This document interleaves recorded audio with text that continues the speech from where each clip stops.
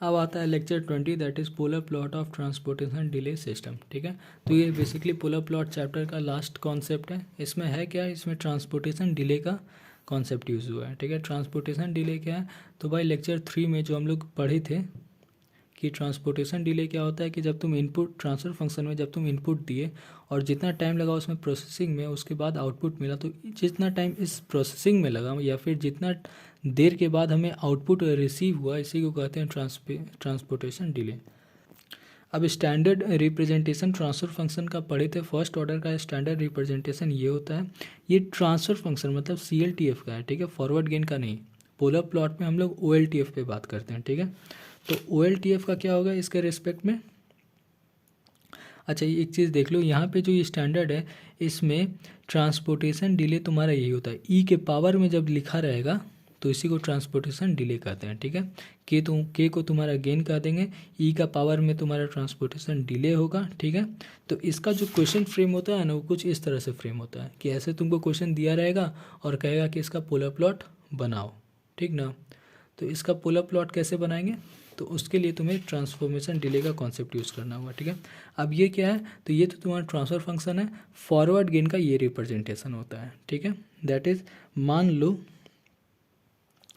कि गेन तुम्हारा दिया हुआ है कि गेन का वैल्यू 1 है और ट्रांसपोर्टेशन डिले का 1 है, तो OLTF को हम लोग ऐसे रिप्रेजेंट करेंगे, मतलब यूनिटी फीडबैक वाला OLTF, that is forward gain को हम लोग e⁻⁻s। इसका मतलब अगर ऐसे तुम्हारा दिया रहा, इसका मतलब इस क्वेश्चन में गेन का वैल्यू 1 है और ट्रांसपोर्टेशन डिले का वैल्यू 1 है। ठीक है, तो ये ऐसे पता लगाना है। उसी तरह से मान लो ट्रांसफॉर्मेशन डिले का तुमको नहीं दिया है और यहाँ पे ऐसे लिखा हुआ है, तो इसका मतलब क्या हुआ कि ट्रांसपोर्टेशन डिले का वैल्यू यहाँ पे लिखा हुआ है, जैसे e⁻²s, तो 2 क्या है, 2 सेकेंड तुम्हारा ट्रांसफॉर्मेशन डिले है। ठीक है, ठीक है, तो यहाँ पे चेंज क्या आता है नॉर्मल, यहाँ पे भी हम लोग वही करते हैं, मैग्नीट्यूड और एंगल ही निकालते हैं और फ्रीक्वेंसी का वैल्यू 0 से इन्फानाइट करके मैग्नीट्यूड और एंगल निकालेंगे और इसके अकॉर्डिंग पोलर प्लॉट मतलब मैग्नीट्यूड को एंगल पे बिठा के फ्रीक्वेंसी प्लेन में प्लॉट करेंगे। ठीक है, डिफरेंस क्या है, डिफरेंस बस ये है कि e⁻j⍵ को इस तरह से लिखना होता है। ठीक है, मतलब e⁻j⍵ ये क्या है, एक्सपोनेंशियल फॉर्म, इसको हम लोग बदल देते हैं ट्रिगोनोमेट्रिकल फॉर्म में। ठीक है, ये फॉर्मूला होता है e⁻j⍵ का, that is cos ω minus j sin ω। ठीक है, अब इसमें जो क्वेश्चन आएगा उसमें यहाँ पे e⁻⁻1 -2 -3 जो भी रहेगा बहुत ही ईजी फॉर्म में रहेगा। ठीक है, अब जैसे e⁻s है तो तुम सिंपल ऐसे लिख दो। ठीक है, e⁻2 है, 2 मतलब क्या हुआ, स्क्वायर, मतलब यही का दिस इनटू अगेन दिस, समझे, तो ऐसे करके निकालना होता है। ठीक है, अब इसका मैग्नीट्यूड क्या निकलेगा, मैग्नीट्यूड क्या है, ये रियल है ये इमेजनरी है, तो tan inverse real upon imaginary का स्क्वायर। ठीक है, और एंगल क्या हो जाएगा, tan inverse imaginary upon real. ठीक है, यहाँ पे बस एक चीज़ ध्यान देना, cos ω माइनस, ये माइनस होता है प्लस नहीं। ठीक है, ये माइनस होता है फॉर्मूला में। ठीक है, तो इसका एंगल निकालोगे तो फिर ऐसे निकल जाएगा, tan इनवर्स और tan मतलब सेम चीज़ हो गया, तो ओमेगा। ठीक है, अब ये जो ओमेगा है ये रेडियन में है, ये तुम हमेशा ध्यान रखना, ये डिग्री में नहीं होता है। ठीक है, अब देखो डिग्री या रेडियन का महत्व ये है कि रेडियन का उतना यूज़ नहीं करते हैं सभी लोग। ठीक है, तो ये तुम्हारा क्वेश्चन के हिसाब से बहुत इंपॉर्टेंट बन जाता है, सारा क्वेश्चन तुम्हारा रेडियन में ही रहेगा। क्यों, क्योंकि इसका यूज़ करने से लोग हमेशा बचते हैं, डरते हैं। ठीक है, तो हमेशा तुम्हारा क्वेश्चन रेडियन में रहेगा, तो डिग्री में कभी मत सॉल्व करना, हमेशा रेडियन में ही प्रेफर करो। ठीक है, तो ये हो गया तुम्हारा एंगल। अब क्या करना है, तुम ऐसे कर लो मैग्नीट्यूड और एंगल। अच्छा, एक और बात, फ्रीक्वेंसी प्लेन में जब बनाना होगा तो डिग्री भी हम लोग चुनेंगे। क्यों, क्योंकि ये जो चीज़ होता है ना, ये एक्चुअल प्रैक्टिकल चीज़ होता है, यहाँ डिग्री हम लोग लिखते हैं, रेडियन नहीं। ठीक है, तो क्वेश्चन में समझ लो, क्वेश्चन में तुमको रेडियन दिया रहेगा, रेडियन से कन्वर्ट करके हम यहाँ पे डिग्री में लिखेंगे, डिग्री में पोलर प्लॉट करेंगे और फिर आंसर देने का बारी आएगा तो रेडियन में कर देंगे। ठीक है, तो ये तुम्हारा मैग्नीट्यूड और एंगल आ गया।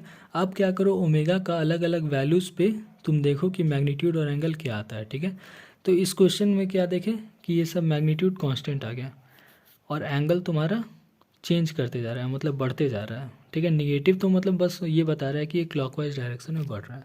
तो इसका जब पोलर प्लॉट ड्रॉ करोगे तो देखो सर्किल आएगा, क्योंकि एक सर्किल ही ऐसा होता है जिसका सरफेस पे हर एक पॉइंट का डिस्टेंस सेम होता है। और मैग्नीट्यूड मतलब क्या कि ओरिजिन से दूरी, फ्रीक्वेंसी प्लेन में मैग्नीट्यूड का मतलब क्या होता है, ओरिजिन से दूरी।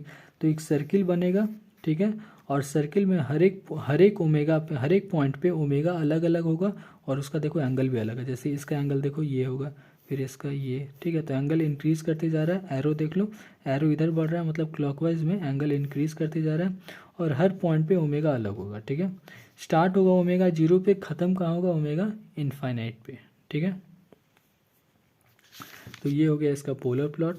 अब इसमें अगेन तुम्हारा आएगा ओमेगा पीसी क्या होता है। तो भाई पोलर प्लॉट जब -180 डिग्री को टच करता है तो उसी फ्रीक्वेंसी को हम लोग ओमेगा पीसी बोलते हैं, ठीक है। तो ये जो फ्रीक्वेंसी होगा इसको हम लोग बोल देंगे ओमेगा पीसी, ठीक है। ओमेगा जीसी क्या होता है, तो भाई जब मैग्नीट्यूड 1 होता है तो उसको ओमेगा जीसी बोलते हैं।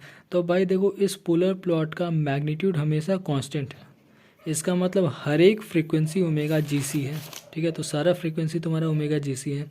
ओमेगा पीसी क्या हुआ, तो बताए कि जहाँ पे टच करेगा, तो कहाँ पे टच कर रहा है, तो यहाँ पे निकाल लो फार्मूला से, that is g h g omega is equal to -180 degree, ठीक है। तो इससे क्या है, ओमेगा पीसी आ गया 3.14 रेडियन पर सेकेंड। अगर इसको डिग्री में कन्वर्ट करोगे तो डिग्री का फॉर्मूला क्या होता है, देखो यहाँ पे मैंने लिखा था, दैट इज़, अगर तुम्हारा रेडियन है, रेडियन को डिग्री करना है तो 57.3 डिग्री से मल्टीप्लाई करोगे, ये डिग्री में कन्वर्ट हो जाएगा। अगर डिग्री से रेडियन में कन्वर्ट करना है तो 180 डिग्री डिवाइडेड बाई पाई, ठीक है। इससे जब मल्टीप्लाई कर दोगे तो तुम्हारा रेडियन में कन्वर्ट हो जाएगा, सॉरी क्या बोल रहा है, इससे जब मल्टीप्लाई करोगे तो डिग्री में कन्वर्ट हो जाएगा। बेसिकली 57.3 यही चीज़ है, ठीक है, ठीक है। तो ये तुम्हारा मिल गया ओमेगा पीसी, ये हो गया। एंगल में देखोगे तो एंगल में पाई हो जाएगा, ठीक है, पाई मतलब 180 डिग्री, ठीक है। रेडियन और डिग्री का महत्व क्या है, देखो पाई जो होता है, पाई का वैल्यू 3.14 होता है रेडियन में, डिग्री में 180 डिग्री, ठीक है। अब यहाँ पे देखो सेम पैटर्न पे एक और क्वेश्चन आ गया, यहाँ डिनोमिनेटर में एक एस है, ठीक है। तो इसका अगेन वही मैग्नीट्यूड निकालो, एंगल निकालो, वो फ्रीक्वेंसी का वैल्यू सेट करो और तुम इसके बिहेवियर के अकॉर्डिंग फ्रीक्वेंसी प्लेन बना दो। तो इसका कुछ स्पाइरल पैटर्न में आता है, तो इसमें फिर से आएगा ओमेगा पीसी, ओमेगा जीसी, ये सब निकालने का, ठीक है। तो वो निकाल देंगे। अब जैसे ये क्वेश्चन है तो इसमें अगेन वही कॉन्सेप्ट आएगा, मैग्नीट्यूड निकालो, एंगल निकालो, फिर ओमेगा का अलग अलग वैल्यूज़ पे मैग्नीट्यूड और एंगल निकालो और फिर उसको प्लॉट करो, ठीक है। तब इसमें कुछ ऐसा क्वेश्चन भी आता है जिसमें तुम्हारा ओमेगा पीसी, ओमेगा जीसी नहीं निकल सकता है। जैसे ये देखो, इसमें अगर ओमेगा पीसी तुम निकालोगे तो ये वैल्यू आ जाएगा। अब ये कैलकुलेटर और मैनुअली सॉल्व हो ही नहीं सकता है, ठीक है।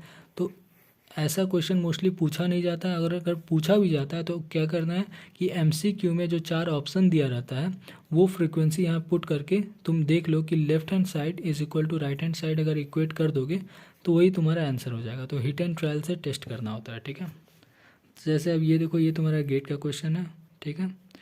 तो इसको सॉल्व करने के लिए सर ने क्या ईजी स्टेप बताया कि इसको तुम नॉर्मल तरीके से पहले सॉल्व कर दो। मतलब ये जो एक्सपोनेंशियल का टर्म है, सिर्फ यही तो तुम्हारा ट्रांसपोर्टेशन डिले काउज कर रहा है, तो इसको हटा के तुम ऐसे सॉल्व कर दो और ओमेगा जीसी पीसी वगैरह सब निकाल दो, ठीक है। तो इससे बेनिफिट क्या मिलेगा कि इन दी एंड देखो ओमेगा जीसी का वैल्यू सेम रह जाता है। ओमेगा जीसी का वैल्यू अगर नॉर्मल और ट्रांसपोर्टेशन में कोई चेंज नहीं आता है, तो अगर ओमेगा जीसी तुम्हारा एमसीक्यू में दिया हुआ है तो यहाँ से तुम झट सा निकाल सकते हो, क्योंकि नॉर्मल का ओमेगा जीसी निकालना आसान होता है और ट्रांसपोर्टेशन थोड़ा देखने में कॉम्प्लेक्स लगता है, अदरवाइज उसका भी कुछ है नहीं है, ठीक है।